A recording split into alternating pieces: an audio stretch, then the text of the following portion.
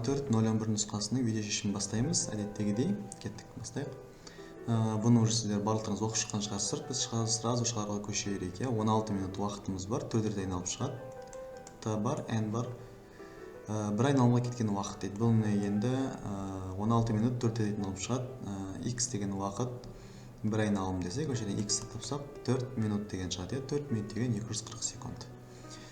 Екінші сұрақ, бұл уже нелеріңіз бар шығар, оқып шыққан шығарсыздар. Бір бағытта жылжытатын болса, күштер бізде қосылады, Ньютонның бірінші заңы бойынша, бірінші заң емес. Жалпы күштерді қосу бойынша бір бағыттағы күштер бір-біріне қосылады. Үшінші сұрақ, масса 4 кг, 400 грамм дене 2,5 үдеумен қозғалуда дейді. Бір-біріне перпендикуляр болады ма? Екі күш, біріншісінің мәні 0,8 болса, екіншісінің мәні қандай болады? Бір-біріне перпендикуляр болса, жалпы күш тең әсерлі күшті табатын болсақ, екеуін Пифагормен қосамыз, ол m-ға тең, екінші жағынан. Сонда Пифагор бойынша m квадрат дегеніміз f1 квадрат қосылған f2 квадрат деген сөз. Біз мына екеуін көбейтетін болсақ, 1-ді береді, 400 грамм 0,4, 2 жарым көбейтсек 1 береді, 1-дің квадраты 1, 0,8-дің квадраты 0,64 қосылған f2 квадрат. Сонда f2 квадрат деген 0,36, f-тің өзі 0,6 болады деген сөз. Төртінші сұрақ, өткізгіштен 2 ампер тоқ өтіп жатса, өткізгіштен 2 сантиметр қашықтықтағы магнит индукциясын табыңыз дейді. Енді магнит индукциясының формуласы бойынша бізде B тең болады. Формуласы бойынша μ 0 I бөлінген 2R. R деген бізде қашықтықты білдіреді, 2 сантиметр. Μ бізде ол 1 деп ала береміз. Автоматты түрде μ 0 дегеніміз 4π, оның минус 7 дәрежесі, өткізгіш 2 көбейту 2 сантиметр, оның минус 2 дәрежесі. 2 мен 2 қысқарады, мынау мен мынау қысқарады, сонда 2π, оның минус 5 дәрежесі. 2π, оның минус 5 дәрежесі деген ол 6,128, то есть шамамен 4 d деген жауап шығады бізден. 6,128 біздің жерде π еміз қалып қойды, 2π еміз қалып қойды, сол кезде жерде π бар, π мен π қысқарады, сол кезде d емес, бізде A деген жауап шығады. Бесінші сұрақ, сұйық тығыздығы, оның қаныққан болуының тығыздығы бірдей болатын температура, ол бізде кризистік температура деп аталады. Радиолокатордың толқын ұзындығы осынша, шағылатын импульсінің ұзақтығы осынша болатын болса, тербелістер санын табыңыз дейді. Біз бірінші кәдімгі периодын тауып аламыз. Периоды бар. Ол бізде 20, оның минус 2 дәрежесін бөлеміз, 3 көбейту оның минус 3 көбейту 20 бөлінген 3, оның минус 10 дәрежесі. Осы жерде ұзақтығы дейді, біз мынаған бөлуіміз керек болады енді. Біз n-ді табу үшін бізде мынауымыз бөлінеді мынаған. Ұзақтығын тау дегенді т-ға бөліп тастаймыз. 20, оның минус не дәрежесі, то есть үстінде 3 бөлу 3 астында. То есть 9, оның 10 дәрежесі, то есть микросекунд, оның минус 6 дәрежесі бөлеміз 20-ға. То есть сол кезде бізде d деген 4500 деген жауап шығады. Ағарда жалғастырамыз. Жетінші сұрақ, зат мөлшерін тап дейді. 64-ті бөлеміз 32-ге 2 моль деген болады, нью дегеніміз. Сегізінші сұрақ, потенциалдық энергиясы дейді. Потенциалдық энергиясы K, Q1 көбейтілген Q2 бөлінген R дегенмен шығады, 9, оның 9 дәрежесі. Мына жерде 100 көбейту 10, оның минус 18 бөлеміз 9, оның сантиметрдің квадраты, оның минус 2 дәрежесі. То есть бізде A деген жауап болады. Қатаңдағы 4 есе жазайса, магниттің периоды Т тең 2π m бөлінген K, бір-біріне K мен температура бір-біріне кері пропорционал, то есть 4 есе жазайса 2 есе артады деген сөз. 10-шы сұрақ, жарық шыны призмада өткенде ең үлкен бұрышқа ауытқитын төс, ол жиілігі ең үлкен, ол күлгін болады бізде. Тербеліс фазалар сәйкес келетін нүктелердің геометриялық орны, ол бізде не деп аталады? Толқындық бет деп аталады бізде. 12-ші сұрақ, уақытты табуымыз керек, берілген оқып шыққан шығарсыздар, біз сразу шығаруға көше берейік. К, I деп шығарамыз. 5 грамм, оның минус 3 дәрежесін бөлеміз, 2 көбейту 3-те 4, оның минус 7 дәрежесі. Біз енді бұл жерде сразу дәрежелермен емес, сандармен жұмыс жасай берейік. Тек қана сандармен жұмыс жасайық. 5-ті бөлеміз 2-ке, бөлеміз 3-те 4-ке. Енді сағатқа айналдыру үшін 3600-ге бөліп тастайық. Сол кезде жауап шығады, сол кезде дұрыс жауап болады. 2 сағат деген жауап болады сонда шамамен. 13-ші сұрақ, әртүрлі бөлшектер шығара отырып, ядролардың өздігінен басқа ядроларға айналуы, ол бізде радиоактивтілік деп аталады. 14-ші сұрақ. Күн сәулесі 42 градус бұрышпен түскен кездегі ғимараттың көлеңкесі 16 метр. Күн сәулесі 58 градус бұрышпен түссе, осы ғимараттың көлеңкесін анықтаңыз дейді. Бұл жерде енді мысалға мынау бізде ғимараттың биіктігі, негізгі биіктік кішкентай h десек, көлеңкесі үлкен h десек, мына жердегі бұрыш альфа болса, мына h бізде өзгермейді. Демек h кішкентай h тең болады үлкен h тангенс альфа деген сөз. Бізде осы нәрсе өзгереді. h1 тангенс альфа 1 тең болады h2 тангенс альфа 2 болады деген сөз. Біз осы жерден h2-ні табуымыз керек. Ол үшін h1-ді h1 16, оны көбейтеміз. Ғимараттың 42 градусқа 0,9-ға бөлеміз 1-де 6-ға. Бізде 9 метр деген бізде жауап болады екен. 15-ші сұрақ. Резеңкенің Йонг модулі 9,8 паскаль болатын болса, резеңкедегі бойлық толқынның таралу жылдамдығын табыңыз дейді. Бұл жерде ρ v квадрат бөлу 2-мен шығады. Енді бізде қысым тең болады. Қысым тең болады бізде ρ v квадрат. То есть бізде бойлық толқын болған үшін бөлу 2 деген болмайды. Просто бұның өзін табамыз. 9, 10-8 дәрежесін бөлеміз 900-ге. 10-ның 6 дәрежесі болады. Түбірастын аламыз барлығын, 10-ның 3 дәрежесі деген жауап шығады. Келесі 16-ші сұрақ. Қатаңдығы 5000 болатын ньютон бөлінген метр болатын серіппеге осынша сығап, ондай жасады дейді. Берілген оқуларсыздар. Үйкеліссіз болатын болса, энергияны сақталу заңымен шығарамыз. Сол кезде бізде kx квадрат бөлу 2 деген тең болады. Энергияны сақталу заңы бойынша mgh қосылған mv квадрат бөлу 2 деген болады. Осы жерден біз h-ты табамыз. kx квадрат бөлу 2 5000 көбейтеміз 0,2-нің квадраты бөлу 2, азайтамыз масса 5, 36 бөлу 2-ні бөлеміз mg-ға, яғни 50-ге. 0,2-нің квадраты ол бізде 0,104, көбейтеміз 5000-ға, бөлеміз 2-ге, 100 болады. 100-ден азайтамыз, мынау бізде 90 шығады мына жеріміз, ол 10 болады. 10-ды бөлеміз 50-ге, бізде 0,2 метр деген жауап шығады.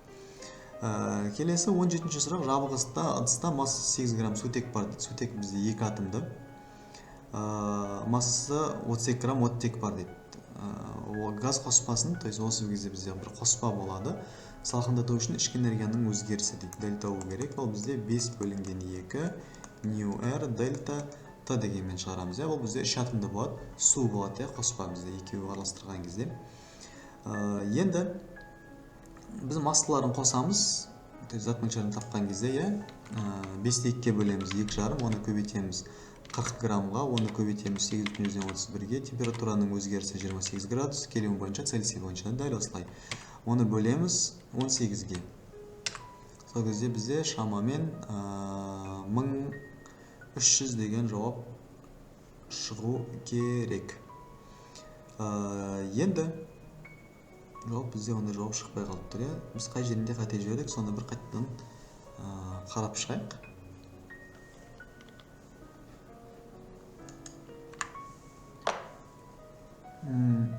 Үш адымды бізде, то есть мына жерге 6 деуіміз керек.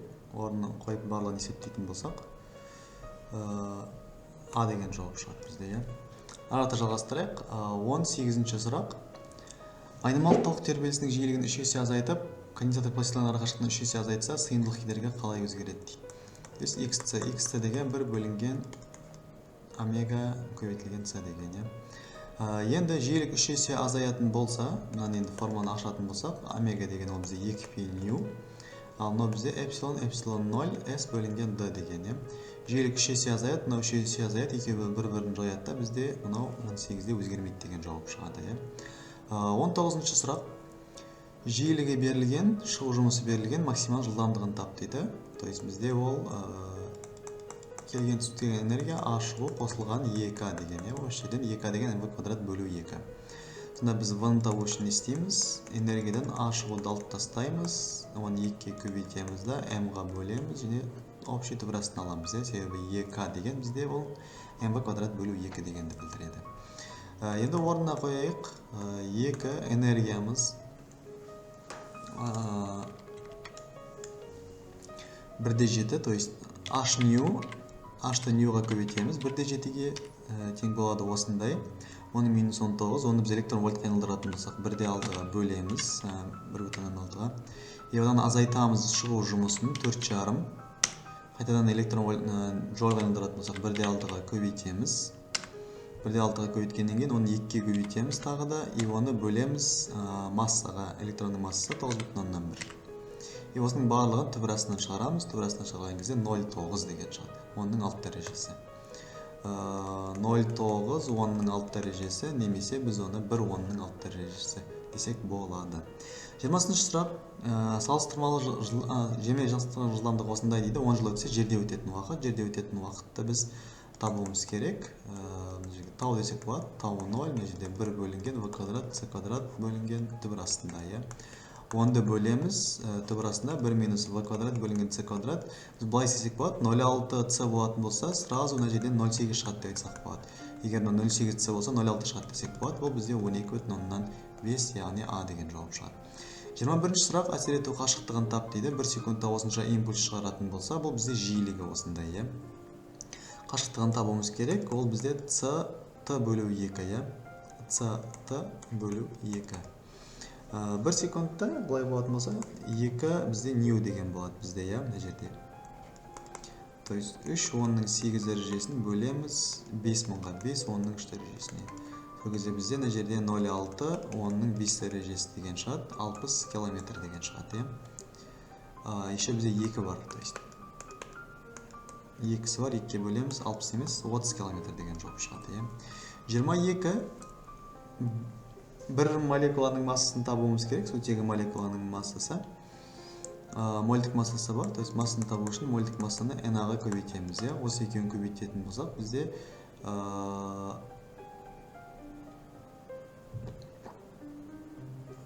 мольдік масса Na. Бір молекуланың массасын табуымыз керек, иә. N бөлінген Na, M бөлінген M. То есть керісінше бөлеміз. Алтыны бөлеміз 0,2-ге, то есть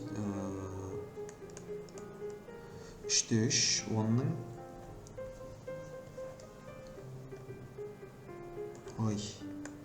0,2-ні бөлемін 6,2-ге.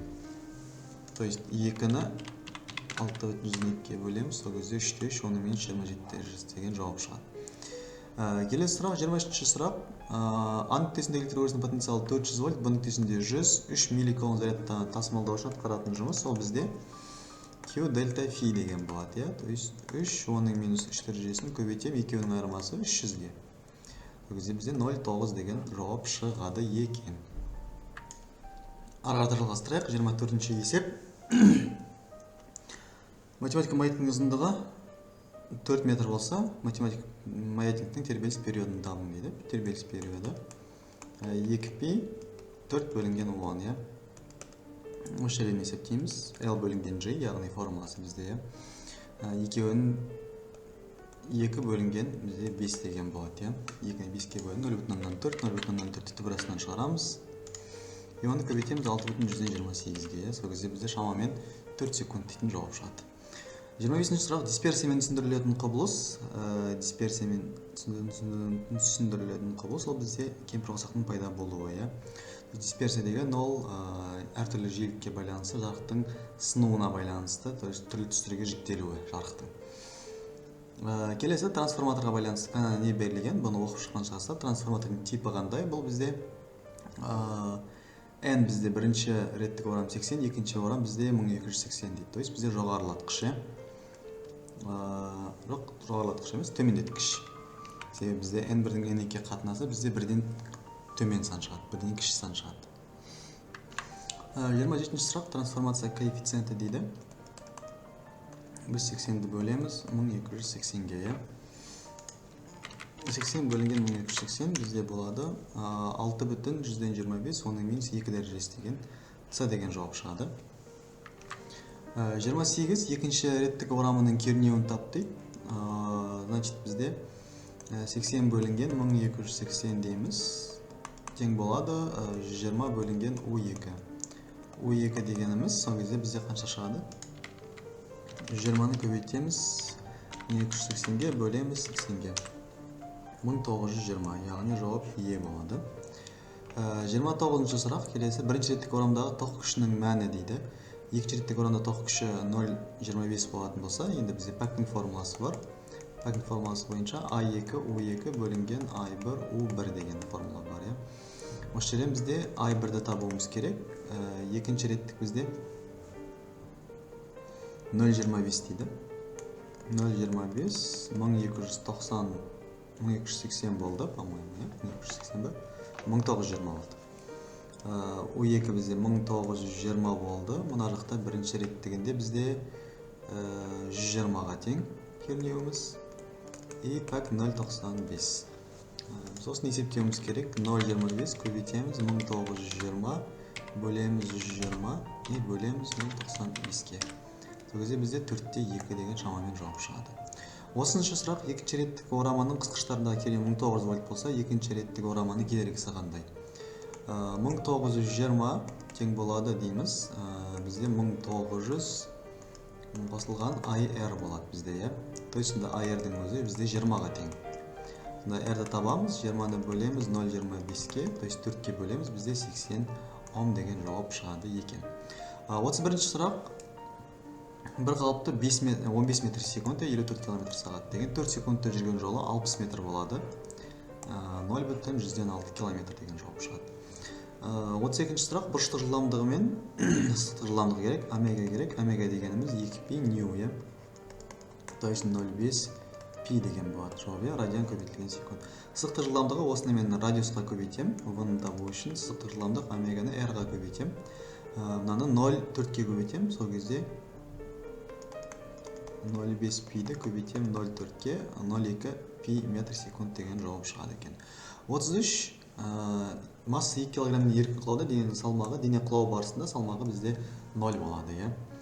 Араты жалғастырамыз. Идеал газ күйінің теңдеулері дейді. Бізде екі түрлі теңдеу бар. Идеал газ күйінің теңдеуі бар, МКТ-ның негізгі теңдеуі деген бар. Идеал газ күйінің теңдеуі бізде Менделеев Клайпейрон. То есть А болады, Б болады, және де болды. Одан басқа жауап жоқ бізде. 35. Кинетикалық энергиясын табуымыз керек. 1000 көбейтеміз mv квадрат бөлу 2, иә. То есть бұл бізде сонда не шығады? 50 килоджоуль деген жауап шығады, иә. 50 килоджоуль немесе 0,105 мегаджоуль.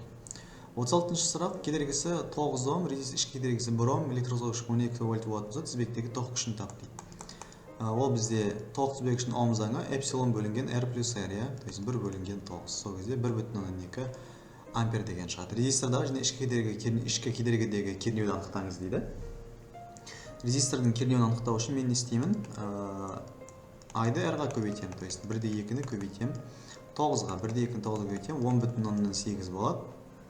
Ал демек, ішкі кедергідегі кернеуіміз 12-ден 10,8 алып тастайым, 1,2 вольт деген жауап шығады. Жарықтың сыну заңын көрсетіңіз дейді. Жарықтың сыну заңы синус альфа бөлінген синус бетта бізде, иә. Синус бетта немесе n2 бөлінген n1 дейміз, немесе c бөлінген v. То есть бұл енді абсолютніге байланысты салыстырмалысының көрсеткіші вакуумге қатысты. 38-ші сұрақ, жылу машинасының пәкін тап дейді. Бұл бізде Т1 азайту Т2 бөлінген Т1 деген пәктің формуласымен шығарамыз. 450-ден 300 азайтамыз, ол бізде 150, 150-ді 450-ге бөлеміз. Бұл бізде 3/1 деген 33% дегенді көрсетеді, немесе 0,133.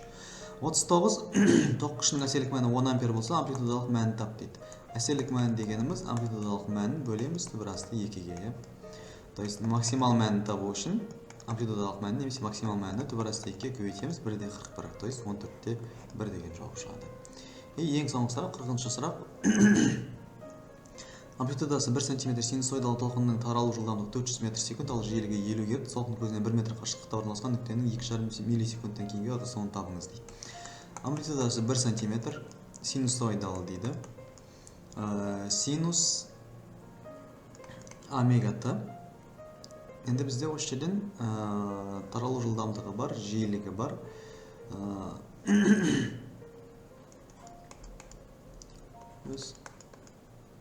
Kx бізде, иә. Біз осы бойынша шығарамыз, то есть тұрғын толқынның теңдеуі бойынша 0,1 синус дейміз, омега деген 2π нью, иә. То есть бізде не болады? 100 көбейтілген 2,5, оның минус 3 дәрежесі. Омега деген 2π нью, иә. Көбейтеміз, еще 50 бар.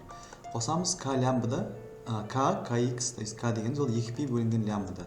2π бөлінген лямбда деген лямбданың өзін тауып аламыз, жылдамдықты жиілікке бөлеміз, то есть бұл бізде 8 деген шығады. 400-ді 50-ге бөлгенде 8 деген шығады. Оны көбейтеміз x-ке. X деген 1.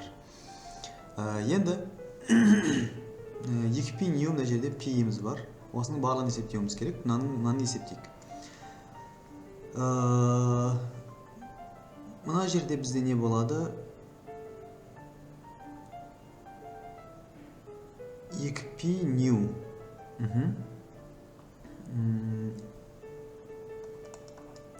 2-ні 50-ге өтеміз 100, но оның минус 1 дәрежесі қалады. 2,5, оның минус 1 дәрежесі 0,25, то есть π бөлінген 4. Мына жақта бізде π бөлінген 4 болады. 0,100-ден 1, синус π бөлінген 4 қосылып π бөлінген 4, бұл синус π бөлінген бізде 2 болады. Алдында 0,100-ден 1, синус 90 градус π бөлінген 2 1-ге тең, 0,100-ден 1. То есть бізде 1 сантиметр деген жауап болу керек. Ондай жауап жоқ, демек 10 миллиметр деген жауап болады. Назар аударып тыңдағандарыңызға рахмет. Осымен видео шешім бізде аяқталды.